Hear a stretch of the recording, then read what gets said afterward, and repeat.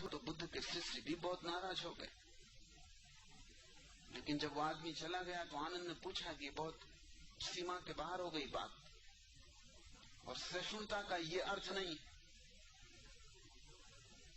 और इस तरह तो लोगों को प्रोत्साहन मिलेगा, और हमारे हृदय में आग जल रही, आपका अपमान हम बर्दाश्त नहीं कर सकते। बुद्ध ने कहा तुम व्यर्थ ही उत्तेजित मत हो, कि तुम्हारा उत्तेजित होना तुम्हारे कर्म की श्रृंखला बन जाए। मैंने इसे कभी दुख दिया था, वो निपटारा हो गया। मैंने कभी इसका अपमान किया था, वो लेना देना चुक गया। इस आदमी के लिए ही मैं इस गांव में आया था, ये न थूकता तो मेरी मुसीबत थी। अब सुलझाव हो गया, इससे मेरा खाता बंद हो गया, अब मैं मुक्त हो गया। ये आदमी मुझे मुक्त कर गया है मेरे ही किसी कृत्य से।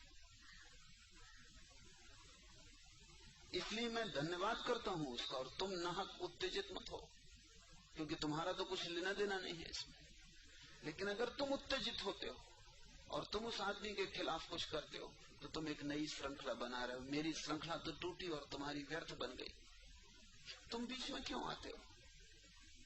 जिन्हें मैंने दुख दिया है उनसे मुझे उत्तर लेना ही पड़ेगा, और मेरी परिपूर्ण समाप्ति के पूर्व, जिसको वो महापरिनिर्वाण कहते हैं, इसके पहले कि मैं अनंत में पूरी तरह लीन हो जाऊं, व्यक्तियों से, वस्तुओं से, संबंधों में, क्रोध में, अपमान में, घृणा में, मोह में, लोभ में, जो भी नाते रिश्ते बने, उन सब की निर्जरा हो जानी जरूरी है। उसको ही हम परम मुक्त पुरुष कहते हैं, जिसके सारे कर्मों की निर्जरा हो गई। तो एक तो ध्यान रखना कि अतीत में जो किया है उसे शांत भाव से, संतोष से, परम तृप्ति से, निपटारा समझ के, प्रसन्नता से पूरा हो जाने देना। नई श्रृंखला खड़ी मत कर। तो अतीत से संबंध धीरे धीरे शांत हो जाता। और दूसरी बात है कि नया कुछ मत करना दूसरे को दुख देने के लिए, अन्यथा फिर तुम बंधे हुए चले आओगे। हम अपने ही भीतर अपनी जंजीरों को डालते हैं। तो पुरानी जंजीरों को तोड़ना है और नई बनानी नहीं, ये दो बातें ख्याल रखना। महावीर के दो शब्द बड़े प्रिय हैं। एक शब्द है आश्रव और एक है निर्जरा। आश्रव का अर्थ है नए को आने मत देना, और निर्जरा का अर्थ है पुराने को गिर जाने देना। धीरे धीरे एक ऐसी घड़ी आएगी कि पुराना कुछ बचेगा नहीं, नया कुछ होगा नहीं, तो मुक्त हो गए।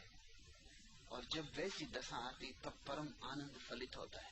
नानक कहते हैं मनुष्य स्वयं ही बोता और स्वयं ही खाता है, उसके हुक्म से ही आवागमन होता है।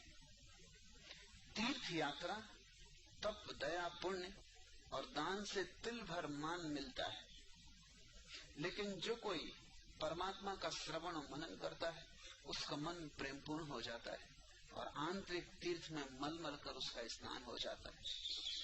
तीर्थ, तप, दया, दतुदान, जे को पावे तिल का मान, सुनिया मनिया मन कीता भाव, अंतर्गत तीर्थ मन्नाव। तीर्थ यात्रा से, तप से, जप से, पुण्य से, दया से, सेवा से तिल भर मान मिलता है। कोई बड़ी क्रांति घटित नहीं होती, सम्मान मिलता है, और वो सम्मान भी खतरनाक हो सकता है, क्योंकि तुम उस तिल का अपने अहंकार के कारण पहाड़ बना सकते हो। तुम कह सकते हो मैंने इतनी तीर्थ यात्राएं की, मैं हाजी हूं, मैंने हज किया, कि मैंने इतने मंदिर बनाए। भारत से एक सन्यासी बोधि धर्म चीन गया, चीन का सम्राट उसके पास आया। चीन का सम्राट बौद्ध हो गया था और उसने सैकड़ों विहार, मठ, आश्रम बनवाए थे, हजारों शास्त्र छाप के मुफ्त बांटे थे, लाखों भिक्षुओं को भोजन करवाता था।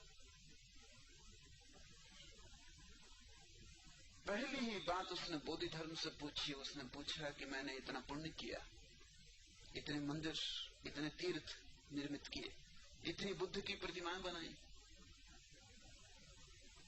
उसका बनाया हुआ एक मंदिर अभी भी, उसमें 10,000 बुद्धों की प्रतिमाएं, विराट मंदिर बनाए, पहाड़ के पहाड़ खोद डाले और बड़ा पुण्य किया, लाखों रुपयों को लुटाया, गरीबों को दान दिया। तो उसने सारी फेरिस्त बौद्ध धर्म के सामने कही कि मैंने ये किया, ये किया, ये किया। और उसने तो तिल भी नहीं किया था, पहाड़ ही किया था। और हम तो तिल को पहाड़ बना लेते हैं, तो उसने अगर पहाड़ को पहाड़ की तरह कहा तो कुछ आश्चर्य की बात न थी। बौद्ध धर्म चुपचाप खड़ा रहा। अंत में उसने पूछा कि मेरे इस सब पुण्य का क्या फल होगा? बौद्ध धर्म ने कहा कुछ भी नहीं, तू महानर्क में पड़ेगा।